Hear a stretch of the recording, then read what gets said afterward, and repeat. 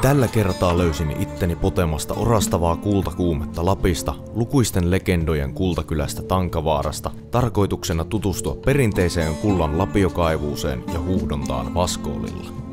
Täältä, jos mistä, pitäisi helpotus tähän vaivaan löytyä kuin kolmiolääke apteekin hyllyltä. Koko valtakuntaa halkovan valtatie 4 varrella Sodankylässä Vuotson jälkeen vanha rautatie vie Kultakylän läpi virtaavalle joelle, jonka varrella on huudottu ja koettu monia kultaseikkailuja jo 1930-luvulta. Ja totta kai tuon kullan huuhdontaan käytetyn joen nimi on Hopiaoja. Joen varrelta, kylän lieppeiltä löytyy myös huuhtomo, jossa kullan huuhdontaan pääsee kirjaimellisesti käsiksi. Minulla ei ollut aiempaa kokemusta kullan huuhtomisesta, mutta onneksi alueella pidetään edelleen tähän tapaan yllä kullan huuhdontakulttuuria niin, että kullan kutsun kuulevat pääsee opettelemaan kullan etsimisessä tarvittavia taitoja osaavampien opastuksella. Kävin siis Kimmon pakeilla kysymässä, miten vaskoolia vatkataan, kuinka kulta kiiltää ja kauanko sitä saa huuhtoa, jotta taskut on niin täynnä kultaa, että housut tippuu jalasta.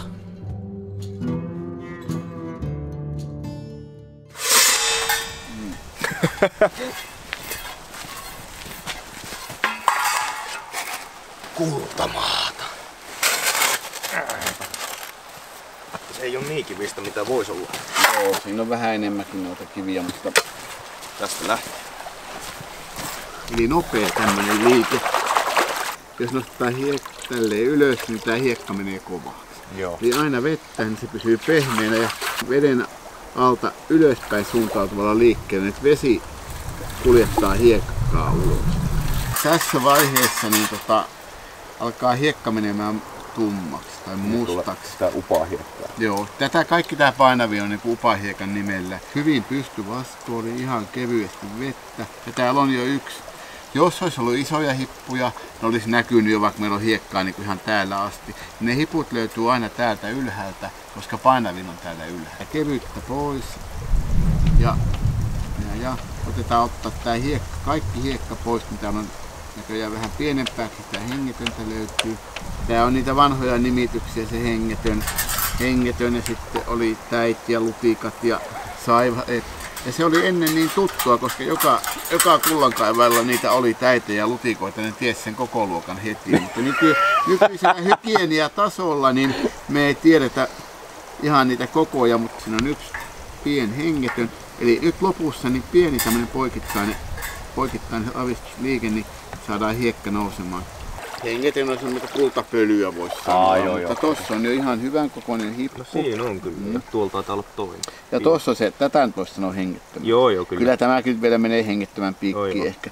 Se miten se laitetaan talteen, niin tuolla pöydällä on muoviputkia, missä on vettä. Otetaan putki käteen.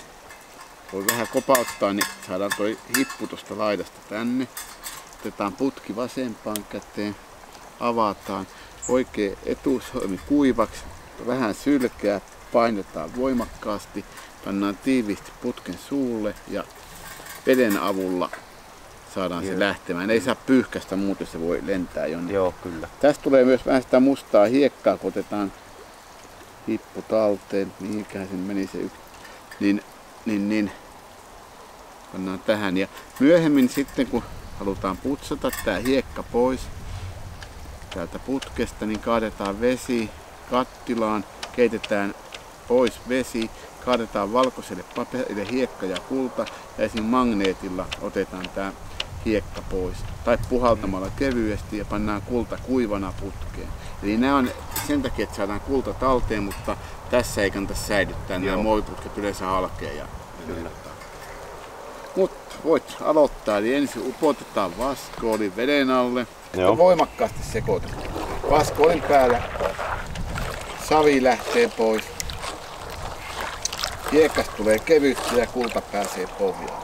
On muuta kylmää vettä. Se on just lämmitetty sopiva. Heiluu just edestakaisin. Noin 30 astetta kulmaa kallistetaan. Lähdetään nostamaan ylöspäin, veden alta ylöspäin. Koko ajan pidetään sama kulma. Vähän voimakkaampi liike ja vähän enemmän kulmaa. Ei ihan niin nopea. Nyt näyttää hyvältä. Just noin, että hiekka lähtee pois. Oikein hyvä. Ja nyt otat kaikki takaisin avistelen voimakkaasti. Otan ne isoimmat kivet pois. Siinä on aika isoja kiviä, niin niitä on vaikea huuhtaa. Jaa, vieläkö paleltaa käsiä? Ei enää palelu. Kyllä ne nyt on jääty sen verran, että ei enää tunnu missään.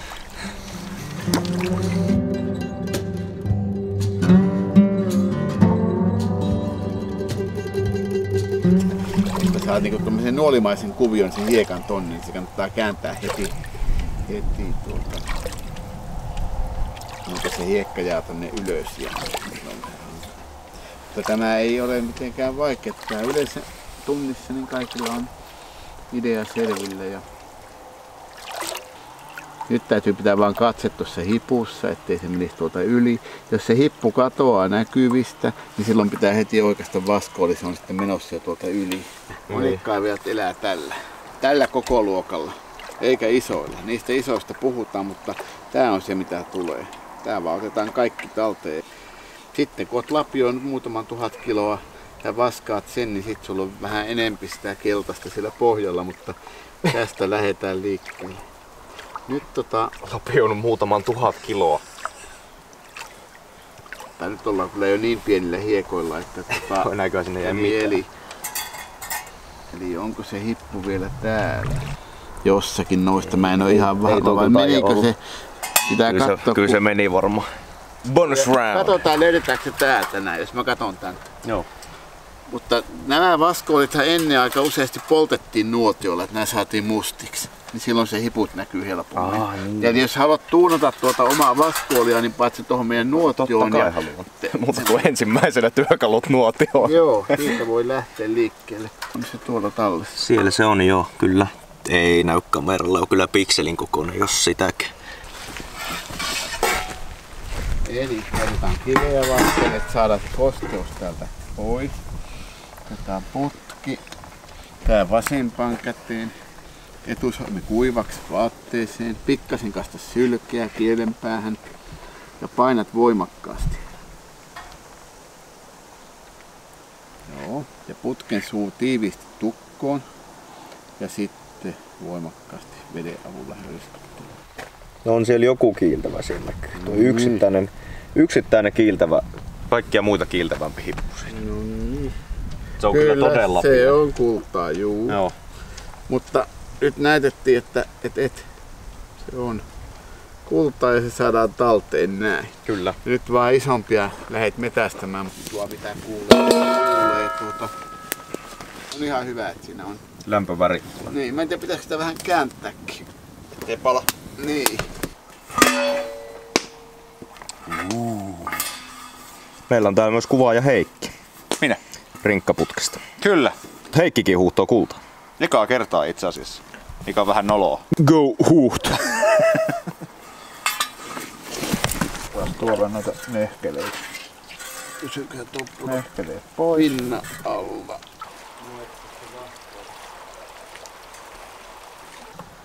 Vaikea sanoa.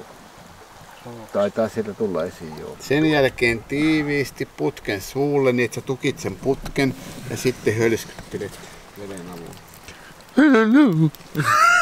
Pitäis ottaa mun makrolinssillä se kuva. Me ei saanut kuin jotakin ihan semmoisen aivan olemattoman kokoisen hipun. Mitään muuta kuin ei mitään muuta. Mä olin, että Nyt vaan syötetään kuukkeleita, pitäisikö me käydä itekin syömässä? Pitää joo. Haha, et sano mitään. kiitos.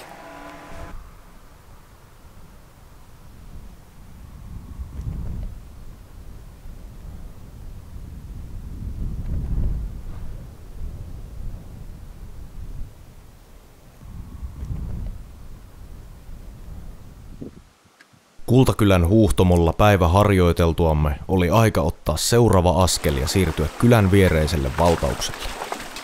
Täällä tutustuttaisiin huuhdontarännin käyttöön, jolloin kullan etsintä helpottuu. Joo, no niin.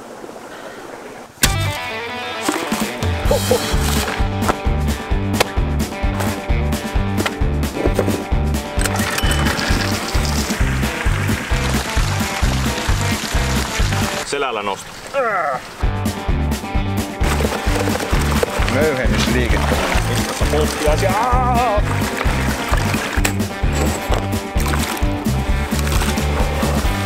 Tila loppuu. Niin. Siitä tasaa jo. No niin.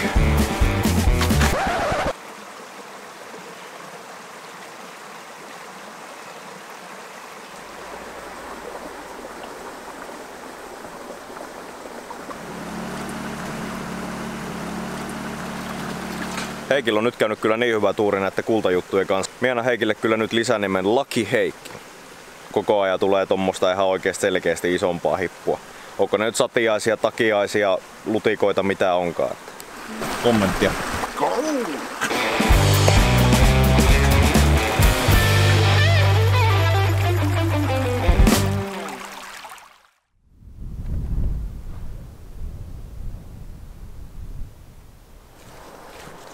Joo, ollaan siis Pikku Tankavaaralla rankan kullanhuuhdontapäivän jäljiltä kuvailemassa tähtiä ja revontulia, joita ei ole näkyvillä, vaikka on tilattu semmosia. Ihme kyllä, eikö tää toimikaan tälleen?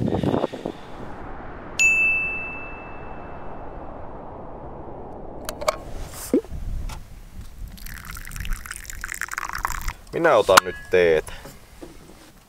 Ei ole revontulia. Ei ole!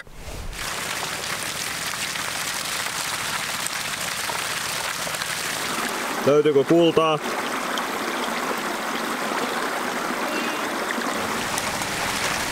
On tähän niinku jotain järkeä niinku onnistunut kehittymään tässä muutaman päivän aikana, kun on täällä niinku tätä hommaa tehnyt, että tässä ei enää jää nysväämään niin sanotusti turhia, että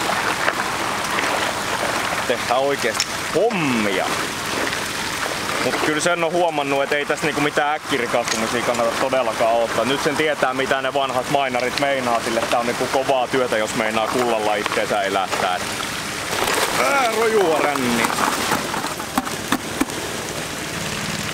Perkele, mä veit on yhden.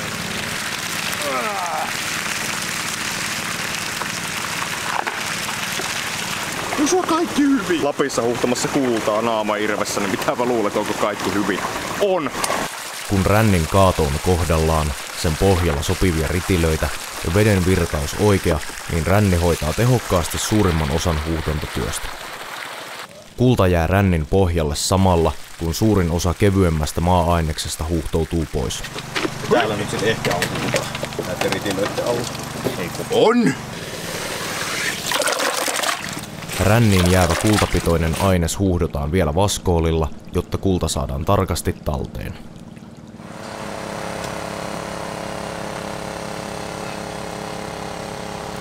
Tää on kyllä tältä päivältä nyt loppu.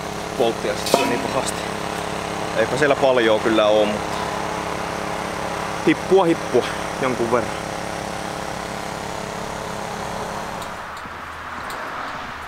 Nyt on muutamana päivänä käynyt tuossa valtauksella tuossa Tankavaaran vieressä. Ja ihan hyvinhän sieltä on kultaa ruvennut tulemaan. Siis siihen nähden mitä sitä tolla tahilla ja normaalilla tuurilla pitäisi tullakin. Normaalilla vaivannäöllä. Ja se on pitkälti tekniikkalaji ja isoja hippuja on ihan oikeesti suht turha ottaa, jos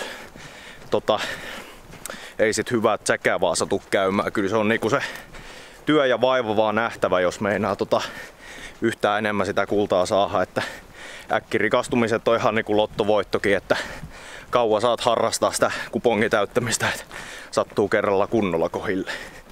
Kyllähän sit varmasti itsensä elättäisi, jos vaan jaksais painaa ja olisi välineet kohillaan. Ei se niinku mitään ihmettä oo.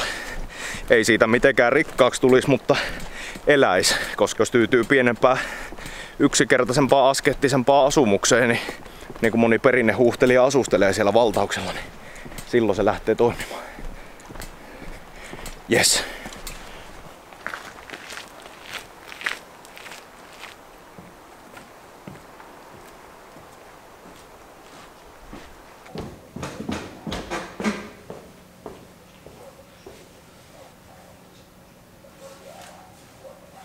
Täällä on Tankavaarassa kultakuumeen taikaa edelleenkin aika selkeästi olemassa. Että vaikka niitä aikaisemmin ollut kiinnostunut, niin tää se tosiaan pääsi heräämään aika voimakkaasti. Että tää museo ei ainakaan yhtään auta sen päivittämisessä. Että Mielenkiintoinen paikka tääkin.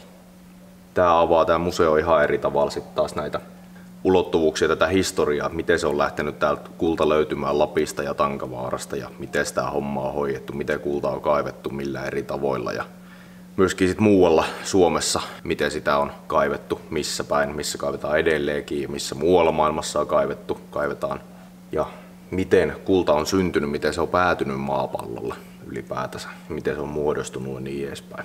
Jos haluatte tutustua syvällisemmin tähän museoon, niin käykää tsekkaamassa toi rinkkaputken pätkä tästä Tankavaarasta ja Kultamuseosta. Niillä on paljon syvällisempi tää, tai ainakin toisella tavalla kattava seikkailu liittyen itse tähän museoon sitten. Hei.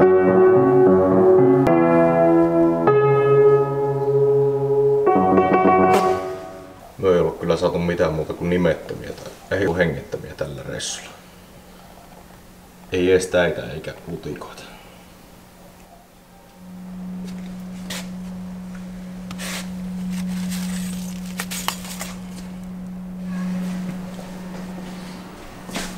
Ostan sen. Toivottavasti siinä on paljon kultaa. Toivotaan.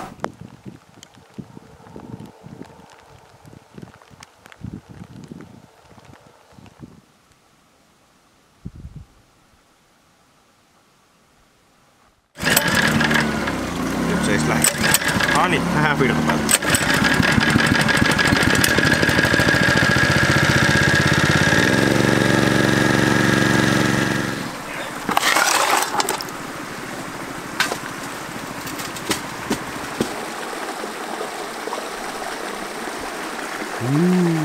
Siellä on kulta. Uskokaa pois. Älkää sitten. En miekin. Joo. Kyllä nyt riitti. Se oli heipot tälle valtaukselle. Täällä on niin helvetisti no seamsia, eli nähtiin yhdet jenkit tossa, niin niille oli kehitetty semmonen nimi noille polttiaisille. Ötököitä joka paikassa. What do you want? Is that traditional? Of course.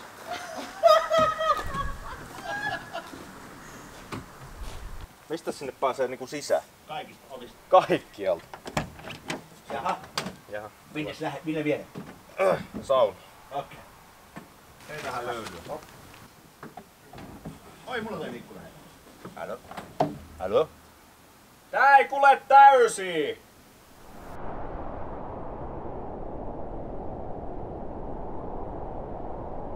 Kappas vaan, kullat huuhottu, varppurissa saunottu. Kotona pääsee sitten loman päätteeksi katsomaan, että minkä verran sieltä raskaamman hiekan seasta erottuu kultaa. Eli mikä oli tää meikäläisen saalis tossa touhussa. Sen verran täytyy varoittaa, että kultakuume on ihan tosi asia. Ja vaikka se on rankkaa touhua tuo kullan huuhonta, niin pirun mielenkiintoista siitä huolimatta. Että kyllä ainakin tällaiselle meikäläisetyyliselle seikkailujanoiselle aloittelevalle vaskoolin näpeiltäjälle, niin kyllä nimittäin maistuu tommonen touhu, vaikka siinä lapiota pääsee heiluttaa aika urakalla, jos meinaa mitään saa. Kyllä se on enemmän sitä työtä, että sitä hengetöntä ja pientä jyvää sieltä sit löytyy kyllä, jos vaan jaksaa kaivaa. Ja täytyy vielä sanoa tuosta Tankavaarasta paikkana, että siellä on sen verran sitä kultahistorian siipien havinaa, että niin se on kyllä niinku onne omiaa tuohon hommaan. Siellä sitä kultaa pääsee huuhtoon ihan oikeesti ja siellä on sitä muuta kultamagiaa ja fiilistelyä ja kaikkea pientä kivaa semmoista, mikä pitää mielenkiintoa yllä. Että kyllä meikäläiselle ainakin sopii kun enää päähän toi lomakohteeksi tuo paikka. Suosittelen. Vahva suositus. Nyt ollaan Kiilopäällä Nukuyö ulkona tapahtumassa tälle loman päättäjäisiksi ja itse asiassa me oon tässä korjaamassa telttakeppiä ratki riemukkaasti just viime hetkellä loman päättäjäisiksi. Pääsi telttaakin paikkailemaan, mutta niin, tää on siis tämmönen ulkoruokintatapahtuma, missä kerääntyy kaikki ulkoiluhaluset Suomen luonnonpäivän kunniaksi. Eli tänään on siis Suomen luonnonpäivä elokuun 31. päivä lauantai 2019 vuosimallia. Suomen luontoa täällä juhlistaa muun muassa täällä Kiilopäällä nyt sitten. Ja täällä on aika paljonkin porukkaa itse asiassa, riippumattoja ja telttoja ja kaikkea muuta härpäkettä, missä nyt ihmiset haluakaan sitten ikinä yönsä nukkuu ulkona. Ja tästä lähdetään huomenna sitten ajelemaan kotia kohti. Ei kestä ikuisesti nämä lomareissut valitettavasti. On vähän jäänyt semmonen niinku revontulikuvien kaipuu. Ei ole toistaiseksi niitä saatu, vaikka on paljon mietitty, että olisi hito hieno saada niitä revontulikuvia tältä reissulta niinku lumettomaan aikaa. Ei ole sattunut sopivia kelejä, joko ollut pilvet eessä tai ei ollut revontulia ollenkaan. Tai sitten ollaan oltu liian väsyneitä menemään niitä metsästämään mihinkä tunturiin. Tässä videossa näet sitten, että löydettiinkö niitä revontulia nyt tällä reissulla vielä. Ja huomennakin kun ajellaan Jyväskylän kautta sitten, me vie Heikin Jyväskylää tästä etelään päin mennessä, niin siellä vielä, että löytyykö mahdollisesti sieltä revontuli, koska huomiseksi on ennustettu etelääkin aikamoiset todennäköisyydet revontulille. Et nähtäväksi jää. No niin, kivasti on revontulia. Kyllä, on. Olkaa nyt hiljaa, että me näe nää revontulet.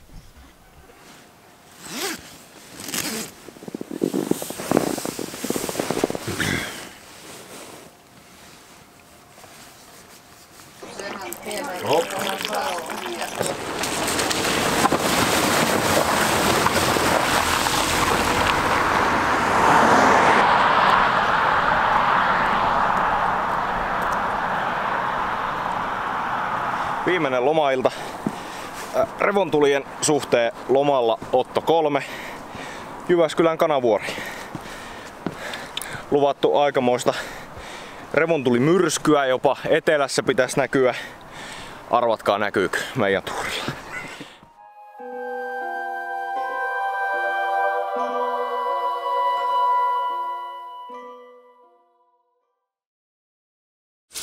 Kotona sitten pääsin kaivelemaan takaraivostani huuhdontaa opettaneen Kimmon sanomisia kullan säilymiseen valmistelusta. Ensin kulta tuli keittää kuivaksi, koska näin se on helppo saada nopeasti ja varmasti kuivumaan säilymistä varten. Sitten eroteltiin magneetilla hiekoista se mitä magneetilla saa, loput vielä varovasti puhaltamalla.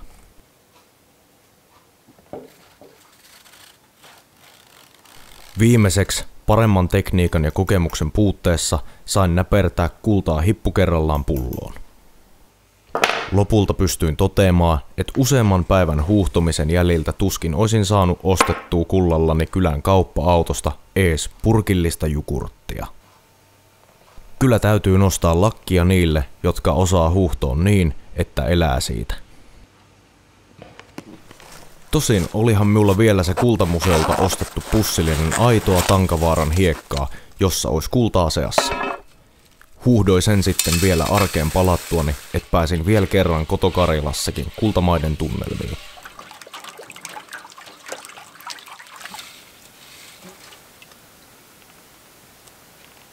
Täällä on ihan oikeaoppisesti hyttysi.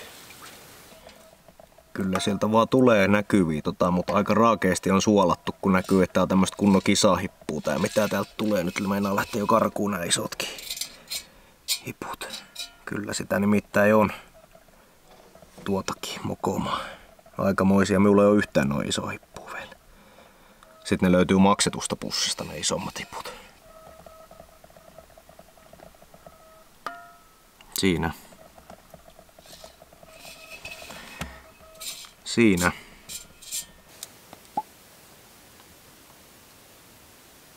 No niin, paitsi tää piti olla kuivaa. Ei se mitään haittaa, me pääse kuivaamaan sit kun me pääse kotiin. Kokemuksen takia tämän kultakuumeen vietäväksi antauduin, ja jos jotakin, niin nimenomaan kokemuksien puoleen tässä rikastuin. Pieneen lasipulloon jäi pieni määrä, enintään gramman 10, Lapin mailta löytynyttä kultaa muistoksi tästä pienestä kultaseikkailusta. Tuo pien ripaus kultahippuja on arvaamattoman arvokas muisto siitä, miten jotkut asiat vaan on kultaakin kalliimpia.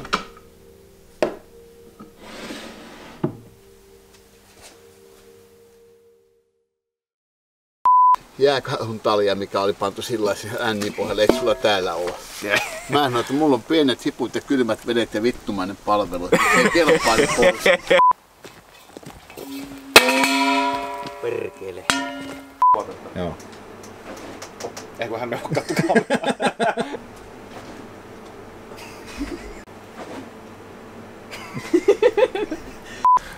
tekee Mä kurtaa. sain Omaisuuksia. hematooman sain.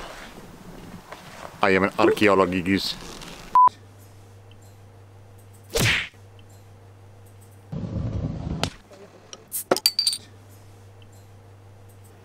Täällä taas kuva. Kuvataan kyllä. Niinhän täällä. Otetaan vielä uudestaan sillä, että shut the hell up. Hiljaa!